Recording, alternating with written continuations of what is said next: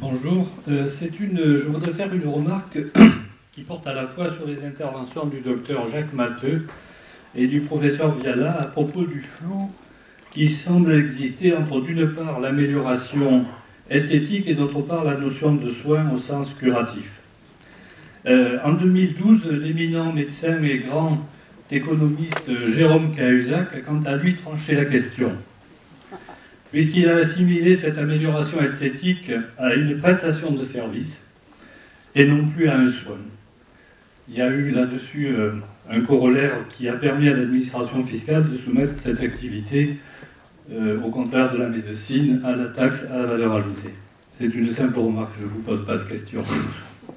Je pense qu'il y a des cas où la chirurgie esthétique, avec des répercussions sur la personne, sur le psychisme, etc., dans cet équilibre, cette quête d'équilibre psychosomatique, à partir du moment où ça soigne un état fragile, un état déséquilibré, je pense que c'est de la médecine. L'autre versant de la chirurgie esthétique, qui est plus un versant confort, on est très bien comme ça, mais on a envie de s'augmenter raisonnablement, alors que le psychisme n'est pas spécialement atteint, à mon sens, doit rester de la responsabilité de chacun et être écarté de la couverture sociale. La Cour de cassation, il y a quelques mois, c'était l'année dernière, a dit que la chirurgie esthétique et les actes de soins qui lui sont préparatoires, la chirurgie esthétique et les actes qui la précèdent et qui la suivent, donc pré, per, post, sont des actes de soins. C'était une question de réparation, de responsabilité, savoir notamment si un aléa thérapeutique, un aléa médical, pardonnez-moi, à l'occasion, au décours d'une activité esthétique, pouvait être pris en charge par la solidarité nationale. C'est un acte de soin, donc oui.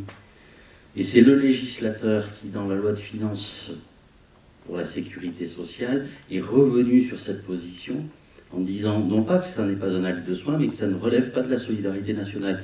Donc une réponse en demi-teinte, c'est un acte de soin. Mais ça ne relève pas ni de la solidarité nationale d'une part, et ça relève bien de la taxe sur la valeur ajoutée, parce que vous êtes probablement ceux qui ajoutez le plus de valeur à l'humanité. Bonjour, Yann Vittori, journaliste. J'ai une question pour M. Matteux et pour Gonzalo Saint-Brie. Dans le temps que vous avez tracé, même entre Hippocrate, on va dire, Léonard de Vinci, Jules Verne, tous ces cyborgs, il y a eu quand même une accélération dans cet imaginaire et cette innovation scientifique. Si on se place dans la perspective historique du temps très très long, comment vous voyez la période entre, par exemple, Léonard de Vinci et Métropolis, et Métropolis à maintenant, et ce qui va suivre? Est-ce que pour vous, il y a une accélération? Oui, j'aurais tendance à dire qu'il y a une accélération, mais je trouve que ces gens, à l'époque, avec les techniques de communication qui étaient ce qu'elles étaient, avaient une avance considérable, qu'ils étaient des gens mais totalement hors normes, et qu'actuellement, oui, il y a une accélération, mais parce que les techniques de communication accélèrent tout ça. Il suffit de se référer à l'informatique. Quand on voit les potentiels de traitement informatique actuellement, vous savez que c'est régi par la loi de Moore qui a dit que tous les 18 mois, les capacités, les potentialités des matériels informatiques doubleraient à prix constant. Et c'est ce que l'on voit. En 1950, un ordinateur traitait 1000 opérations à la seconde. 10 ans après, 1 million d'opérations à la seconde. Aujourd'hui, l'ordinateur le plus puissant traite 33 millions de milliards d'opérations à la seconde. Je le dis, et je le lis, je n'arrive pas à concevoir sur cette peut-être. Donc il y a des potentialités techniques qui expliquent que tout ça s'accélère.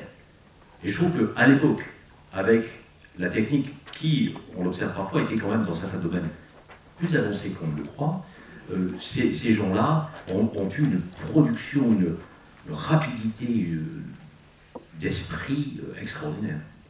Et aussi la représentation, l'idée que que la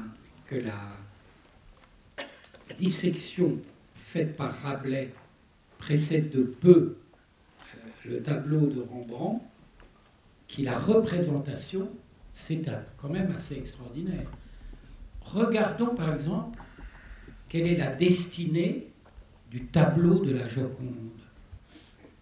Ce tableau, Léonard ne veut pas le vendre à François Ier, et François Ier le veut absolument. Peut-être que Léonard ne veut pas le donner au roi parce que c'est sa mère, parce que la Joconde est la mère de Léonard. En tout cas, il dit « je vous le donnerai quand je serai mort ».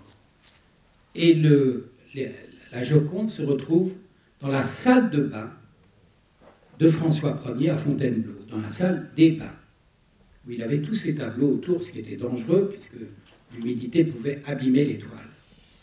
Et la Joconde disparaît. Au XVIIe siècle, où est la Joconde? Personne n'en parle. Au XVIIIe siècle, personne ne connaît la Joconde. On ne parle pas de la Joconde dans Rousseau, on ne parle pas de la Joconde dans Voltaire.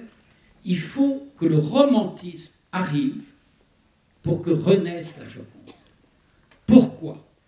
Deux personnes vont la signaler, elle est inconnue au bataillon.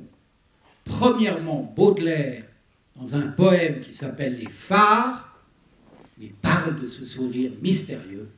Et deuxièmement, une femme très moderne, qui est George Sand, qui parle du mystère, du sourire de la Joconde. Et là commence cette carrière inouïe et mondiale de la Joconde, qui va débuter par une opération qui n'a pas du tout été conçue à l'avance, surprenante, qui est le vol du tableau, le vol de la Joconde. Alors là, la Joconde, c'est un gardien du Louvre qui la cache dans un petit coin et qui est italien et qui veut la ramener à son pays. Alors il la laisse pendant 3-4 semaines dans un cagibi du Louvre et à un moment il prend le billet et il rentre en Italie et là, à Florence, il contacte un antiquaire, il dit « j'ai un truc formidable à vous montrer ». Et évidemment, l'antiquaire vient voir dans le petit hôtel où il était et 1 heure après, c'est la police qui vient arrêter ce pauvre monsieur dont on s'aperçoit qu'il était ami avec Guillaume Apollinaire qui se retrouve en tôle, alors qu'il n'y est pour rien. À partir de ce moment-là, la Joconde est mondialement connue. On a retrouvé le tableau de la Joconde, il est rentré au Louvre, et de même que vous avez dit, Jacques, qu'il y a cet effet de multiplication, après, il y a cet effet mondial de multiplication du sourire de la Joconde. Oui, vous nous avez donc expliqué combien la lutte contre le dopage était difficile, voire combien elle était contre-productive. Est-ce que ça veut dire que ne pouvant lutter contre le dopage, il faut faire avec? Et si oui, comment? Peut-être que mes propos ont été mal perçus parce que ce sont des thèses un peu controversées, mais moi je ne suis pas un avocat du transhumanisme et je ne suis pas un avocat du dopage dans le sport. Je pense que je n'accepte pas nécessairement non plus la philosophie bioconservatrice. Mais je pourrais admettre très bien un sport sans dopage. Je pense que malheureusement, ce n'est pas possible. Et là, enfin, on a de bonnes raisons de penser que ce n'est pas possible, puisque ça fait au moins 20 ans qu'on essaie de réguler, et qu'on voit très bien que ça ne fonctionne pas. Donc, à partir du moment où une instance, à savoir l'AMA ou les autorités sportives, propose un système et est incapable de faire respecter les règles, ça pose des problèmes.